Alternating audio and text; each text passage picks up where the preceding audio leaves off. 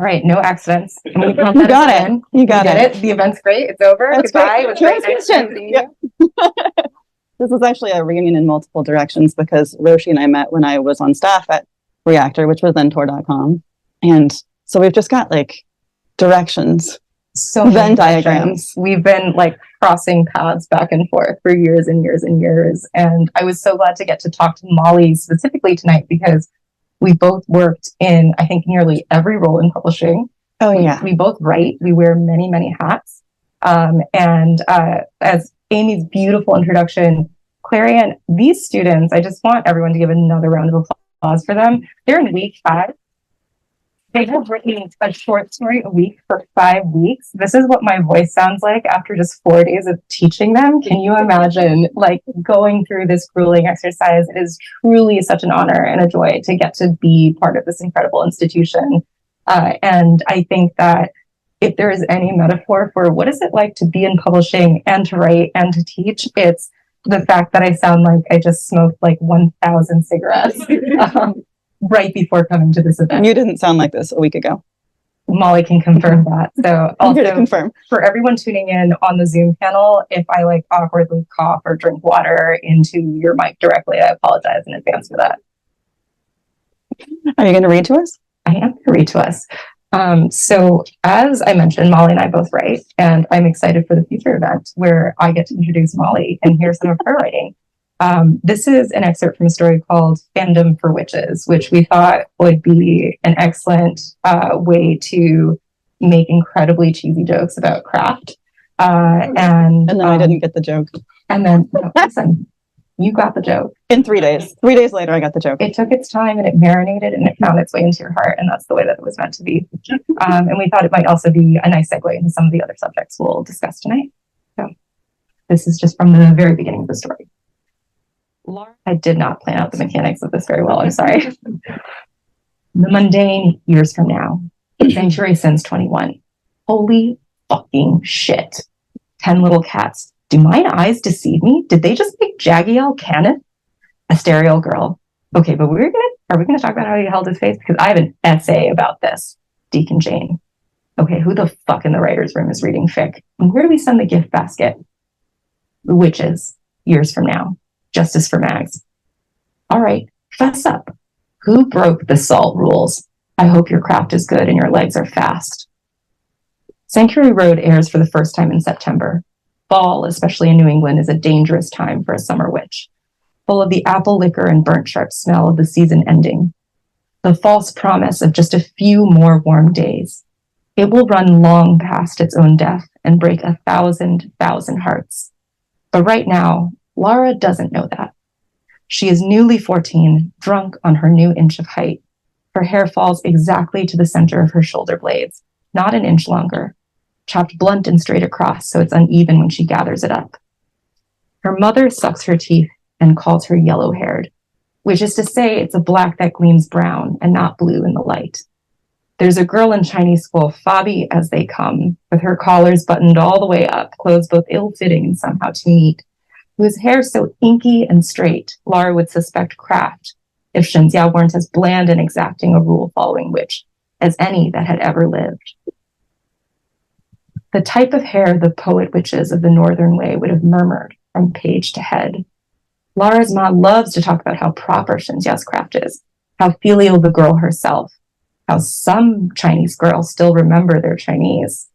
Yes, ma, Lara says, nodding before her mouth has caught the sound. Yes, Nyang, she says pointedly when her ma is being pointed herself. In the first episode she watches, Jack and Neil are trapped in an evil apple orchard. The trees are fed on unsavory things, but she imagines the crispness of a first bite on her tongue.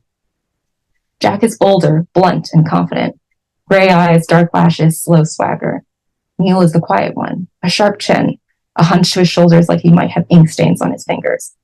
They are both exactly the type of white boys Lara never talks to at school. They ignore her, and she ignores them, a silent agreement that suits all parties. She much prefers to see them on screen. Jack and Neil drive a loud, unapologetic car. The kind Lara's parents would never even imagine purchasing. It takes them years in this country to buy a car at all.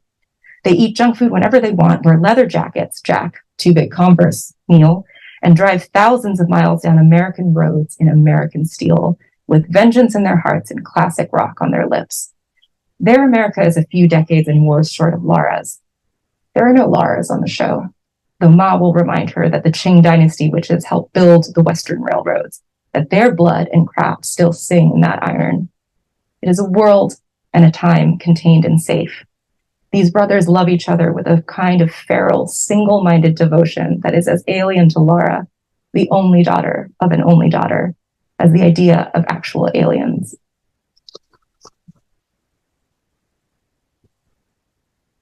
They are as exotic as prairie houses, drop biscuits, journeys west with cowboys instead of monkey kings, homesteads, and apple pie. There must be a witch in the writer's room, because the boys kill ghosts, vampires, revenants, and every other monster liable to walk an American road, but never a witch. It's the kind of show she's just a little embarrassed to tell her friends about. Sanctuary Road is clumsy and loudly American. She watches it furtively in the dark, ready to shut it off the moment that someone walks in. There's an entire episode about their uncle's cabbage-obsessed ghost. The jokes don't always land. The special effects often involve an extra in a suit waving their arms around. It's just not good. She watches 20 episodes in 2 weeks and writes her first fic in 4. In the old days, it was harder to be caught. Meng Jiangyu sang down a 10,000 li wall in all her rage. Now they call it sorrow, and it took 1,000 imperial witches to undo her working. The emperor buried the witches on top of those who built the wall, so their craft simmered still beneath the stones. Cleopatra and her sister had craft unparalleled, unraveling the narratives of men like badly woven carpet, and they went to their doom on their own terms. Esther wore the working of her courage like the steel that it was. Scheherazade was born an autumn witch and died a story witch of unimaginable power. Some days, Laura burns with the salt of being born at the end of things, when all the great workings are already done. She knows Cleopatra probably sighed, imagining the days of wild Eleusis and dances in the deep wood, just as Laura sits at her window and traces patterns in the frost, dreaming of Ruoxi Chen, an empress winter bred and winter doomed. Now, kitchen witches still brew, but glamorous account for their spells lasting through every reproduction, and plenty of craft is worked online. Singing down a wall is a myth. Again, did not think through the mechanics, I'm sorry. Singing down a wall is a myth even for witches. Too much effort with the workings in place to hold them all in line. All the fun, the kind of rule breaking that makes new rules, is happening in fandom. There are different breeds of rules, and any good witch learns them alongside her craft. A wood rule is meant to be tested head on, splintered, and seasoned in fire. A grass rule to be bent to give it strength. An iron rule to be laughed at, because iron rules are what those who hunt witches think govern the world, and when they are broken, those hunters will always say it was the witches who hunted them. The oldest rules are the salt rules, the ones meant to survive sea voyages in flame and long years hidden in the dark. Here are the salt rules of fandom. You will love without craft. You will bring no coven politics into fandom circles. You will reveal no true names when reading the work of a fandom witch. You will love without craft. You will love without craft.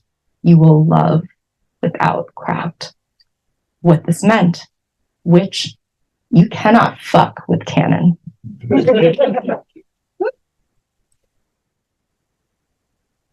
I want to ask you so many questions, but I'm going to start with a hard one because we just started with fiction of your own. Was I not? I'm sorry.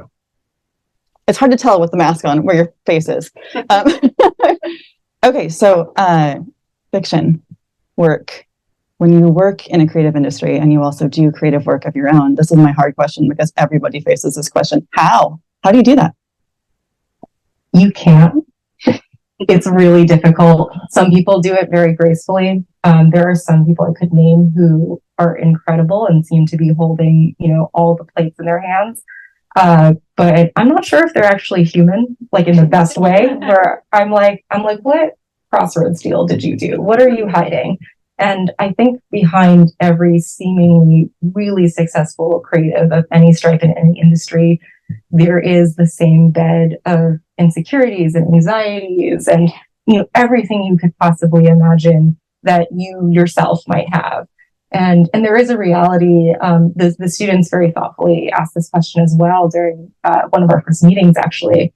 I think there is a reality that the process of editing, which I know we'll get to later, it is very intensive creatively. It is about pouring yourself into other people's books. And I take like a genuine joy, like seeing this table, all of these books physically in one space.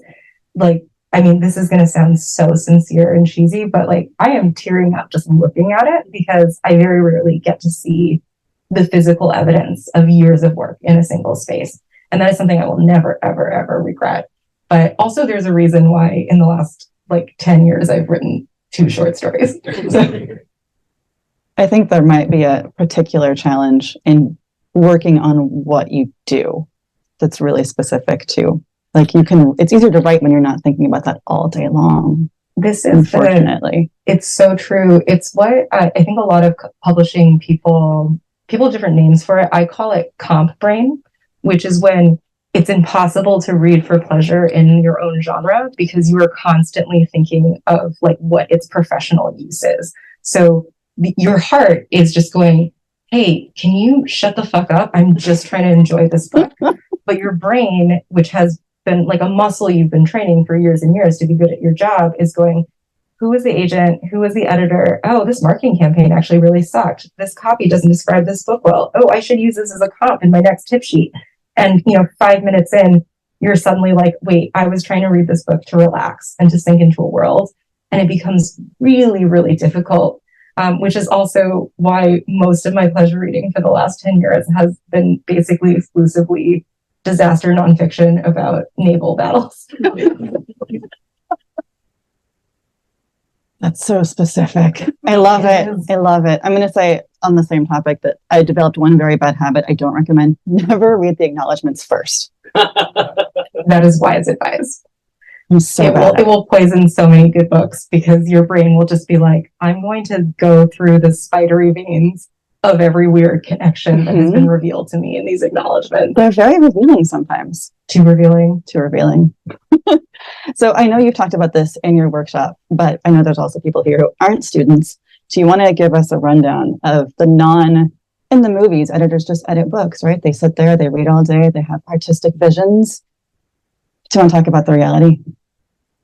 Okay, I'm taking like the deepest sigh in the world. Whenever I see a film or TV portrayal of someone whose work is a book editor, it's often in a rom-com.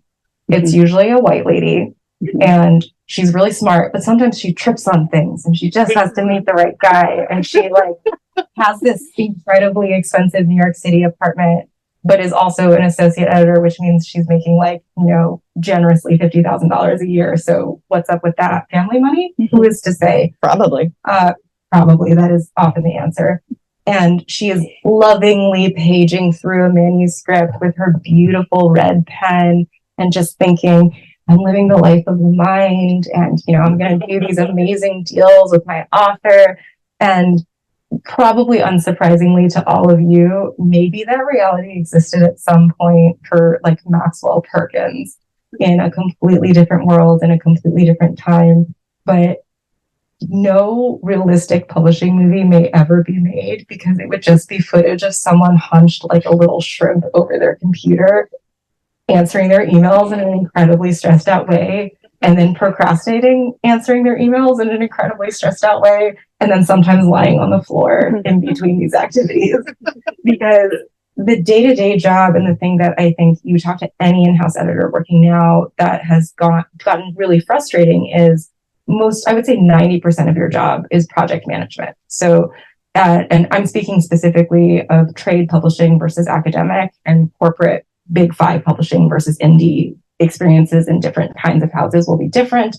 And they'll also vary, honestly, from editor to editor and house to house. But you are the hub for every department. So the author has an issue with the cover. You have to communicate that. Something is going on with publicity. You have to communicate that. And, these are just the obvious ones. There's also production, managing editorial, sales, marketing. If you are at a big enough publisher, there will be separate parts of the sales departments that are responsible for dealing with wonderful indie bookstores like Third Place. There will be a very, very tired looking person whose entire job it is to field stuff from Amazon. They will be so tired all the time. And the editor is sort of responsible for managing all of this and for having a sense of what's going on in the life of the book. So unfortunately, there's a lot of the romanticism is gone because you do spend a lot of your time just being like, I need this report or I have to generate this P&L, and it feels more like office space than anything romantic. And it has long been the stereotype that when do you read? When do you actually edit? When do you actually get to do the work? And often, unfortunately, the answer is nights and weekends, which is why you do see so much burnout and you do see so much turnover. And I would say, especially for people who aren't that glamorous rom-com editor, who probably comes from family of money and who is probably white and who looks more like Maxwell Perkins, because you might have a second job when you're an editorial assistant. I was a full-time server for the first 2 years I was in the publishing industry. And it was really tough to come into work and be making $25,000 a year and know that my coworker didn't have to pay rent because his parents had bought him an apartment, and know that I was going to my second shift at a restaurant after, spending the whole day answering emails and doing project management. And even if you can tough it out, the challenges just kind of pile up and pile up and pile up. But sometimes you get to sit down with a manuscript, you get to work with an author, you get to problem solve, you get to figure something out that never would have happened, some kind of alchemy that results in a connection with the reader. And that might be now, it might be 10 years from now, it might be 100 years from now. And that's the time when you're like, ooh, maybe the romance is still here. But it really truly feels like just when I thought I got out, they pulled me back in. Where you're like, did I make the right decision? So so for anyone who is imagining, the beautiful reading of the manuscript, also no one reads printed out manuscripts anymore. I'm so sorry. And it will terrify you to know how many editors are doing markup notes on a first pass, on their phones, because our brains are so broken from the pandemic. I'm so sorry, Molly. I will not name names. It's okay. You can tell me later. I will take those to my grave. But the basics of the work and the basics of the craft those are the through lines that stay the same. And knowing that there are people behind the scenes and there are people in the industry who are aware of all of this structural bullshit. And, the fact that people are being put in positions where sometimes protecting yourself and protecting your authors are not 100% aligned. And, and everybody knows that's terrible when anyone is put in that position. And there are hard decisions to be made. And just the inherent contradiction of trying to mash art and capitalism together into one thing. They don't fit. One will always devour the other. There will always be some form of compromise. And we are all humans that know that, and fallible humans that know that. So I always joke, sometimes I think it's easy from the outside, even for authors who aren't behind the scenes, to look at what seems like an outrageously clownish marketing decision or something a publisher did and wonder to themselves, did a person sign off on this? How did this process happen? And often the answer is several people inside the publisher were like, we should not do this. This seems bad. And through whatever amalgamy of corporate hierarchy and red tape, a decision gets made the other way, right? And sometimes when you get lucky, the right people listen to the right people and things turn out okay. But it is sort of a collection of spinning plates in a way that probably seems pretty terrifying if you're a writer and you're like, my career is in the hands of these people. But also know that nobody is there just for the shits and giggles. There's not enough money in it. There's it is a very behind the scenes job. This event feels really weird to me because I don't do this often. I'm like, wait, you pulled me out from my little goblin cave to talk to humans. Hi, you're all so beautiful. It's great seeing you. Have any of you ever been to an event with an editor before? Okay. I was just you can see that it's an uncommon occurrence for this one. So I was just kind of curious if it had happened for the rest of you before? No, normally I'm like blinking into the daylight. Oh, have I been let out? they trust me to From talk your to windowless people? cave. Yeah, like thank you for having this faith in my ability. I want to follow that kind of downer question with a little more of an upper question, which I'm going to bounce off your comment about the relationships you have with authors, because what I've noticed in your list over the years is what amazing relationships you build. You start these people with these people at the beginning of their career, and then they become Nevo, who was always Nevo, but now she's Hugo nominated, every prize in the book nominated. Can you talk about how that process, like what is it like to work with someone from the very beginning? It is like there's no non-stereotypical way to put this, because it just is special, and you don't always get it right, and you know, the world doesn't always mold the way that you want it. Like, I think every editor will say, well, no, they've worked with authors where they will go to their graves being like, that person should have been a Booker Prize winner, bestseller, whatever, and like I will like salt the earth of everyone who didn't allow that to happen. And like this pettiness will live in me until the end of time. Like everyone has that experience. But I'm gonna say something that will like terrify all the aspiring writers in the room. The Empress of Salt and Fortune, which was Nee's first book, a novella that won the Hugo Award, was a slush find, and B, our edits were very light. Like it basically arrived fully formed, like Athena from the Head of Zeus, in my inbox. And anyone in this room who has read Slush, like, you know, it's, you know, it is exciting because it's a lot of people putting their vulnerable work in your hands, but it's a volume game. Like your brain turns to absolute mush. You're like, do I know how to read? Do I understand the language I thought I was fluent in? Am I conceptualizing time and space in a normal way? Like you really start questioning reality. And I will remember for the rest of my life the moment that I saw that book in the slush and read those words, and just like had this like clear as a bell moment of like, oh shit, this is something. And like sent a frankly unhinged late Friday night email to my whole team that was basically like, if you don't allow me to acquire this book, I'm going to find a war mammoth and come get you. So, and that was really special. And just to see, that was, I think, 2018, which is a long-ish time in like real years, but in publishing years, that could be like 1 book, 2 books. I believe Nee is publishing her 7th book this fall, The City in Glass. Keep an eye out for it. It's an incredible novella. I would say it's Good Omens meets This Is How You Lose the Time War. So if you want your Neil Gaiman fix without actually giving money to Neil Gaiman, I recommend you pre-order that book through Third Place Books and come pick it up in October. Yeah,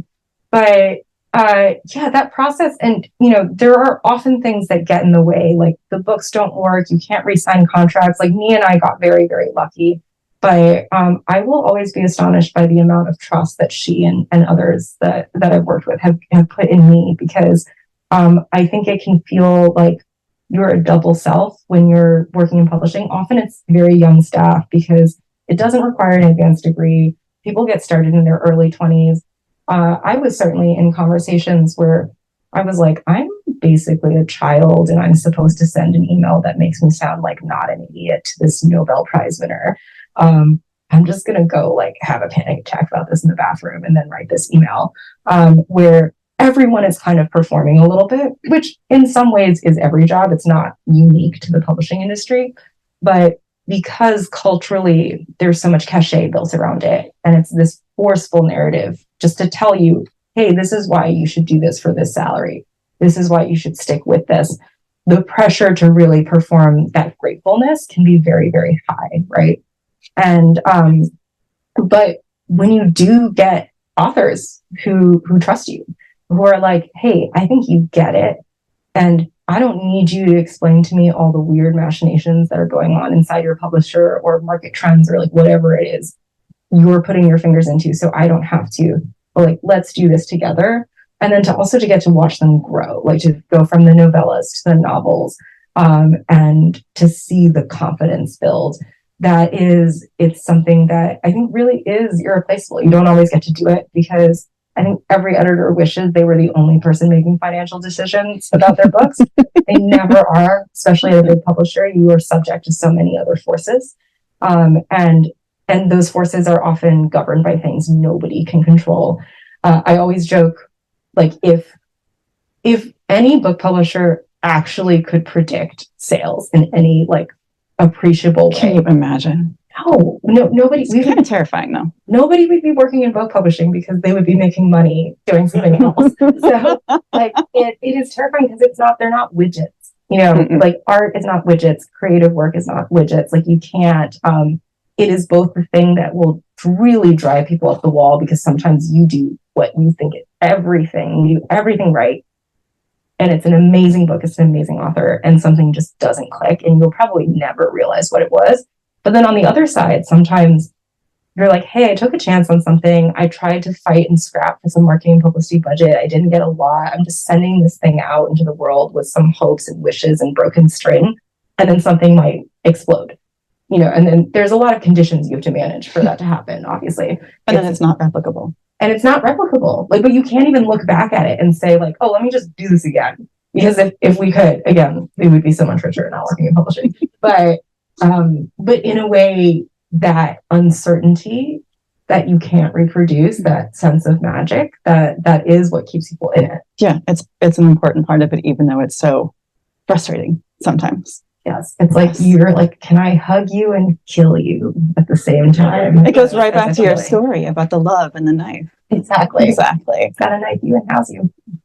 I know we should get to questions soon, but I have one question. I kind of wanted to bring it back to the Clarion world, which is also a question I want to know the answer to. How does your work as an editor, how does that directly connect to what you've been teaching this week? So you're getting this answer in real time because, like the students, I am so tired. I don't know what part of my brain is in what part of my body. It has been, I was joking to Jay, who is part of the wonderful Clarion programming staff walking in, that this is actually weirdly the most prepared that I've ever felt for a panel or event, because I've been doing this kind of discussion all week for hours a day in a way that previously I had not. I have been put through my paces, and I do feel like, in a weird way, more comfortable discussing it. So I think at the start of the week, like, this is such a good group of writers. For people who are not part of the Clarion West program, like, keep your eyes out for all of these students you're sitting around. You will see them in future bookstores. You will be waiting for their signatures on their books. And you got to see them here first before some of them were published. But it has been really wonderful to be able to do it in a setting where the business is not an integral part of it. That felt really special to me this week, because even the most honest, wonderful, creative conversations I've had with authors that I'm working with, like, on contract, those are still inflected by a professional obligation between the two of us. We're answering not only to each other, but to a corporation that often answers to stocks and shareholders and, you know, all kinds of networks that are sort of beyond the both of us. And it's the thing that allows us to do the work, but it also haunts you all the time, right? And it is layering behind every conversation you have. So to get to pull in pieces of that as strategic advice, or as, you know, hey, this might help you as you figure out your next step, while also being able to really sincerely and lovingly focus on the story in front of my face, that has felt really special. And also the way that the program is structured, where they usually get the industry person in week 5, when I think, and, you know, the students can correct me if I'm wrong, when they are melting into the ground after like 4 punishing weeks of story after story after story after story, with like very high level, amazing writers leading these classes, right? Like the little pullback to like, okay, there's a grounded reality here. We don't expect you to do this for free. Like, we want you to make money. We want you to be able to make a living off of art. Living in the United States makes that really, really difficult, but there are ways. And it has just been, it feels like getting to do the best parts of my job without all of the bullshit that makes me want to like walk into the sea. So it has really been a gift. I think it's probably really valuable too. There are a lot of conversations online about whether MFA programs, for example, ever talk about the business of writing, or if they're just like, your art, it will just float into the stratosphere and make you money when you're done. And that can be so damaging. Like, I think there are programs that are better with this, and I won't name names, but I often tell students or authors, like, the MFA, like, you're there for the connections, and like, yes, for the space, but primarily for the connections. And often those classes are being taught by people who've either never been on the other side of the industry, or if they were, it was 10 or 15 years ago. So sometimes that information, it's not that there isn't some of it that doesn't carry forward, but it can be a little bit out of date. And it can be a real slap in the face to then step out from that world where everything is about the work into the world where, hey, you have 90 seconds to pitch your book to an agent. You don't want to do that to the author, right? Like, you want to give that book a real chance. So not don't read the acknowledgments, but maybe don't lead with them. Like, give the book and the author and the novel a chance to breathe on its own. And then after you've experienced it, you can simmer in all your petty little resentments afterwards. As for social media, well, I mean, it's doing really well right now, right? Everyone's Twitter still exists. Definitely hasn't like ruined democracy. I honestly don't know what my answer is. I do think it because when I joined Tor, the part of Tor that I was part of was very social media forward, and Molly can speak to this as well. So I remember, like, my second day, my boss was like, "Oh, we got to introduce you on Twitter," and I reacted like she was like, "We have to like dump you in the river." I was like, "What?" I was like, "I'm sorry, what? Like, I don't even have a Twitter account." But it became clear to me where I was like, "Oh, okay, this is like a professional thing that I have to do." And it is true that I think it benefited me a lot, especially early on, just to be able to have that direct interaction, especially if like whatever platform it is a platform you genuinely enjoy. I would never advise anyone, whether you're an author or anything else, to like force yourself into anything. Editors get the TikTok question all the time. And my answer is, if you are one of the pure, rare creatures on earth where making TikTok content genuinely makes you really happy, and I'm so curious as to how your brain works, because that's very impressive to me, then like go for it. But if it feels like labor that you don't want to do, all it's doing is taking time away from your creative time, and the amount of time you have to put into that content creation is just way outweighs anything you're getting out of it. And please. I just want to second that. As a former publicist, we would tell authors straight out, if it doesn't bring you any joy to be on a platform, don't use it. It's not going to help you. People can tell when it's a strain. It benefits nobody. We don't want to torture you. We are, of course, both speaking from a fiction perspective. Like, if you're talking about platform nonfiction, probably obvious from the name, that's a different game. But usually the authors that are going into that are coming in with those existing audiences that they're very comfortable with. I would say now for editors coming up, like, I'm honestly less familiar with, what social media is gaining the most traction now, because I have been mostly a hermit for the last few years. And the pandemic did a number on me, as it did on many people. And that really changed how I interacted with all social media. So I don't want to climb on a high horse and be like, oh, it benefits nobody, because I think it did benefit me early on. But I would say at the end of the day, it often hurts more than it helps. Like, it's amazing to get to interact, to do the giveaways and get to interact with people, and if you all see me posting like an Instagram story about this wonderful event in 24 hours and go hypocrite, please don't judge me too harshly. Like, I do want to promote things. I do want people to like, read the books and discover the authors.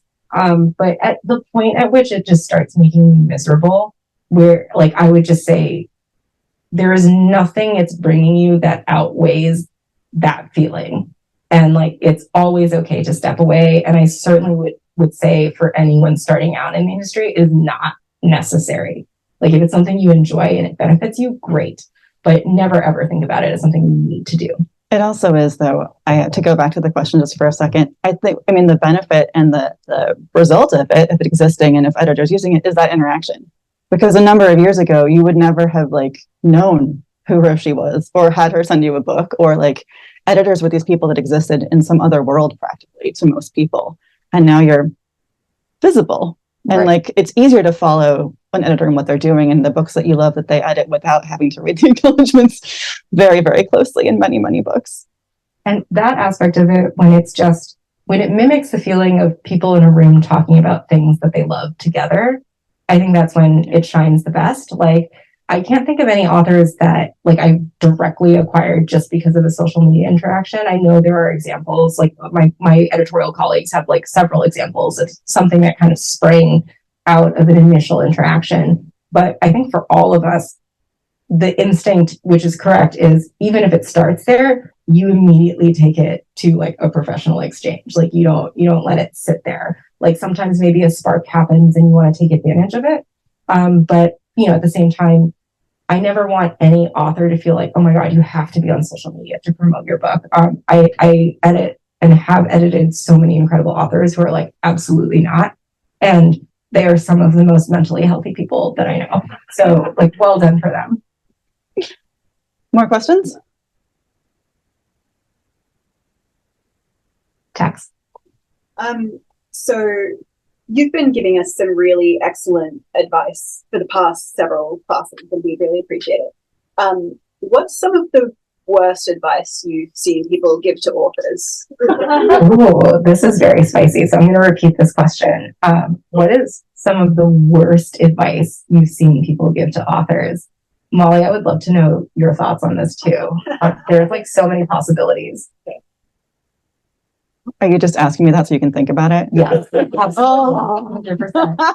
Bam, bam. I mean, I did hear an author say to another author, right when I was sitting right there, you have to get on Twitter. No publicist will ever allow you to not be on Twitter. And I was just like, but that's not true. I mean, anyway, it's that doing things you don't want to do because someone tells you to is never good advice. And that's very, very vague and blankety, but it definitely applies to authors. I'm trying to think of like an entertaining example, but honestly, all the bad advice boils down to some version of here's a really strict rubric that you have to follow like a spell. And if you mess it up, like you will fail and everyone will hate you and you'll discover that your socks are wet and like bye forever. Yeah, a lot of advice on social media is like do this or fail, and that's never going to be helpful. Everyone has a different process. I think like any version of like you have to get up at X time to write X words, and if you don't do that, that means you like you somehow like ethically failed as a creative person,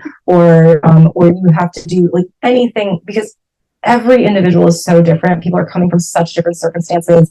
I know people who've like written multiple novels like while breastfeeding, and I know people who had to just stop all creative work while like caring for young children, and like that says nothing about like the quality of the work of either of those people or the choices that they made. There will always be hidden facets of people's realities and experiences that like you'll never know as a reader unless you are like actually close to them as people. And I feel like I'm failing you though. If I think of a really entertainingly bad one, I will chime in with it later. Yeah, I can only think of like depressing ones. Yeah, they're all sad. Like someone once said to me, if you can do anything besides write, then don't. And I was like, that is not a helpful comment for anyone to say to anyone about anything. So where does this person live? Just asking for What? I think the question, what does their car look like? Oh, maybe we should find out. Just for fun. Yeah. But any other questions? I see a hand there. What makes you particularly fall in love with a manuscript that you said you have to do? So the question was, what makes me particularly fall in love with a manuscript?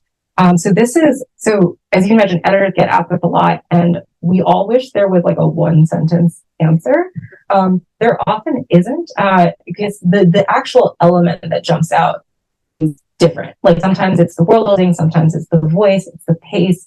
But I think the rubric that like the two rough things that I use are, number one, would I like miss a subway stop reading it? Like, do I just keep thinking about it? Because I've like bounced off of something because I like honestly really needed or something like, but it has still like some image, something a bit like lingered in my head.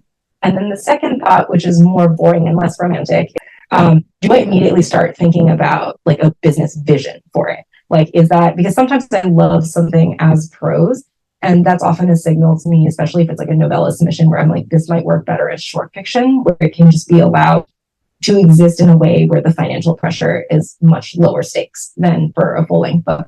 But this has been like 99% for me. If I'm reading a manuscript and I'm drafting the cover concept and the acquisition packet like in my head as I'm reading the manuscript, because I cannot wait to like get in front of my sales force and be like, I will choke the life out of you if you don't sell the hell out of this book.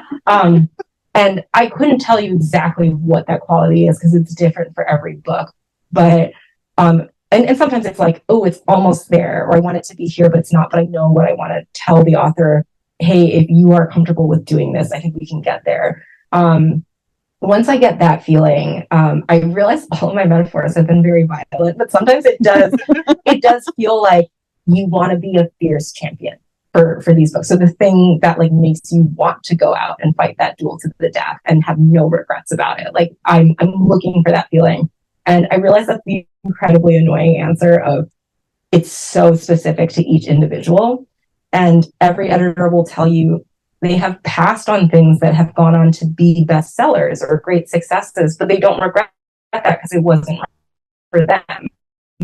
Or that they bought something that they thought was going to be amazing and later were like, ooh, I don't know if I made the right choice for me or for that author. Like there's not an 100% success rate. And it is so individualized, but yeah, makes you want to fight a duel, I guess would be my one sentence answer there. Yep, I see a hand there. Hi. So in your story earlier, you mentioned that fandom. And so I was curious if like for discover the depths of KO3 or fanfiction.net, or if that ever happened. Can you even answer this question, really? Yeah, I know. I was like, I can either confirm or deny. I actually personally haven't. I know a lot of colleagues who have. I have like I think there is a sense of, and like forgive me for the somewhat like casual like use of like mental health terms, but like this is a joke I've heard many people make within publishing, which is like the feeling of the inmates are now running the asylum.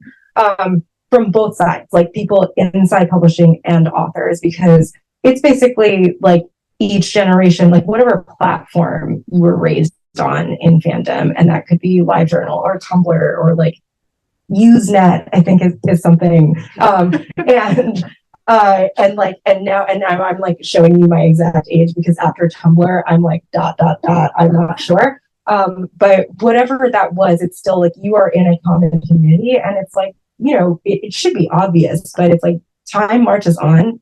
Those people grew up. They now write books. People put them in charge of books. I don't know why. And they're running publishing imprints. So like, I think that even when I started out as an editorial assistant, I would never have talked about any fandom I was engaged in. This was maybe like 12 years ago.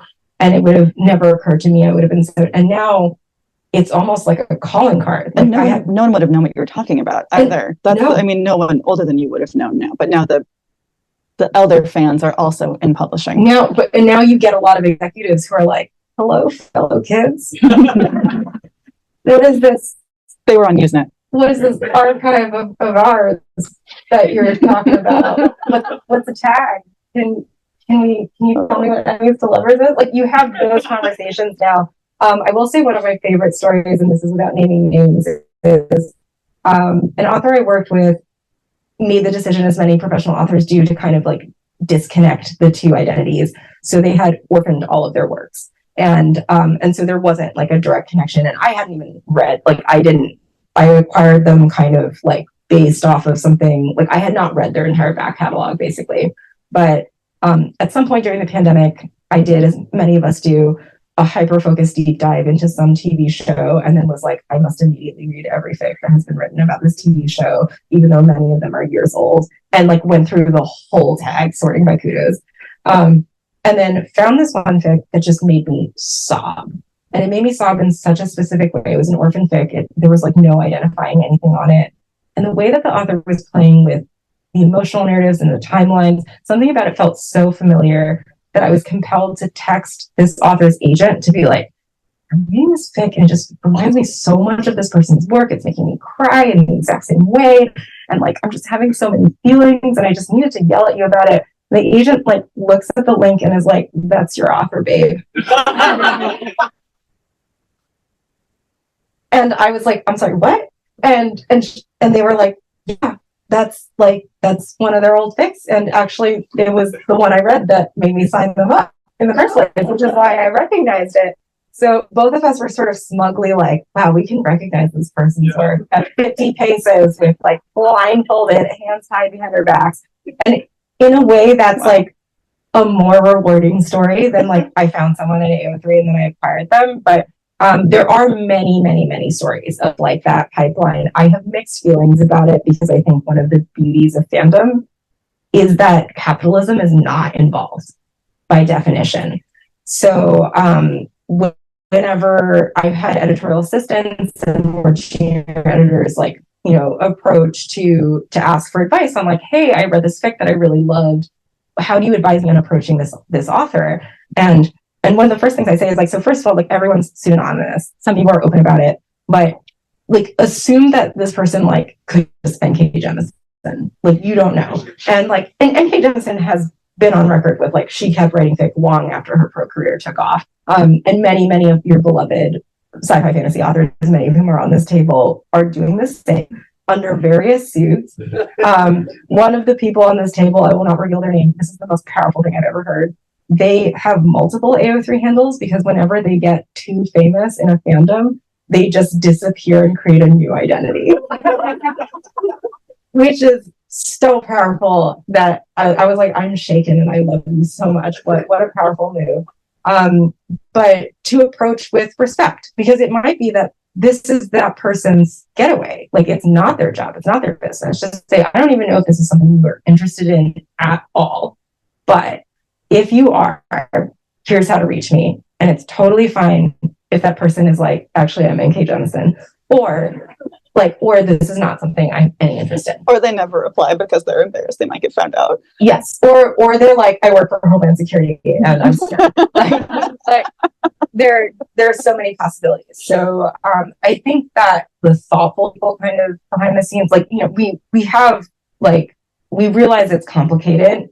I'm very grateful and happy that there has been this explosion, that all of these tropes and all of this love and all this stuff that I thought was like, you have to keep this a little secret inside your chest is now really out in the open and people are able to make friends and communities over it.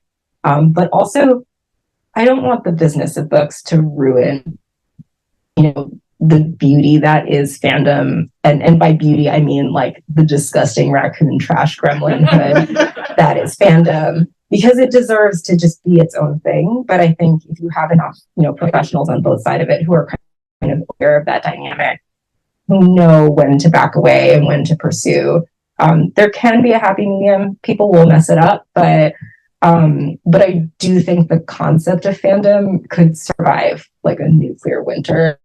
Like we could be in like the Station 11 post-apocalypse, and someone will be like, "Hey, I wrote a fic that Clear Warhead in this apocalypse with like the city of Seattle. You want to read it?" Like that will happen. My brain went to like the Svalbard seed vault, but for fic.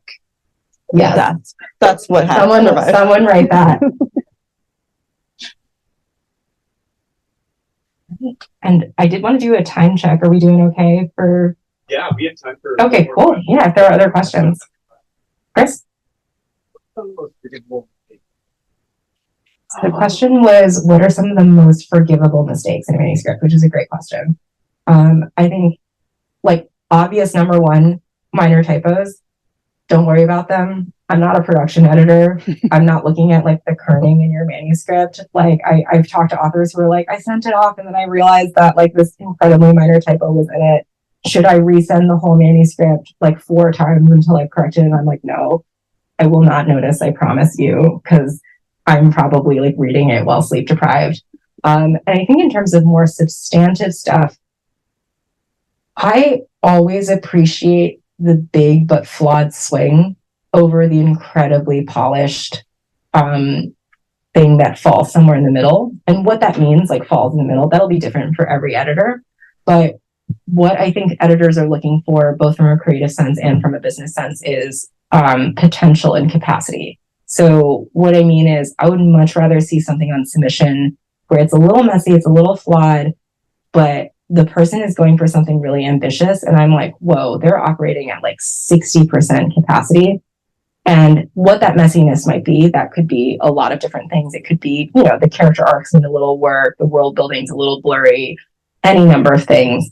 But I get the sense like they put a lot of work into this, but they are partnering potentially with me or with the publishing house or with somebody else because they want somebody who can bring even more out of them, versus a manuscript where I'm like, this has been written to death and it's okay and it's polished, but this person's already at like 98%. Because to me, I'm like, am I going to spend all that time squeezing that last 2% out of you to get to something that I kind of like? Or would I rather take the risk on somebody who I'm like, you could have so much more in you and I don't even know. And maybe I'm wrong, but I feel like that potential is there. So to translate that to actual like actionable advice for a writer, I think that if you find yourself at the crossroads of, do I revise this sentence 8 more times? Or do I try the ambitious thing that like scares me a little bit? Almost always, I think the answer is go for the ambitious thing that scares you a little bit. Because I have never, ever been like, this contraction was in the wrong place. Rejected. But I've often been like, I feel like this person could have pushed this really interesting point a little further. And I wonder if they could. And I want them to. And that editorial conversation is going to be like, hey, do you feel comfortable with this? Are we on the same page? And, you know, how that conversation unfolds is what tells me, like, do I want to acquire this book? And like, is this going to be a healthy relationship? Molly, do you have thoughts on this? I'm curious. Molly is an incredible critic. Everyone should read Mark is Red, which is her column on the Reactor. So I'm actually curious for your thoughts on this too. But I don't read manuscripts. I guess that's true. Well, sometimes you do when I force them on you, but no, I have nothing to add to that. No, I'm sorry. Yeah, anyone else? There, I see a hand in the blue shirt.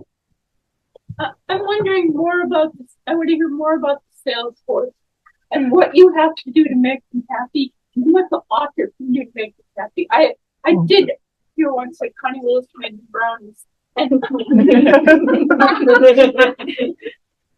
And so I have to feed them. So the question was, what do I, as an author, have to feed a publisher's sales force to make them happy? And the example being given of Connie Willis made them brownies, which is amazing. I had not heard that story, but it does sound like something Connie would do. I'm so tempted to just be like, your soul, because that's where my brain went also. Unfortunately, like the soul in your book.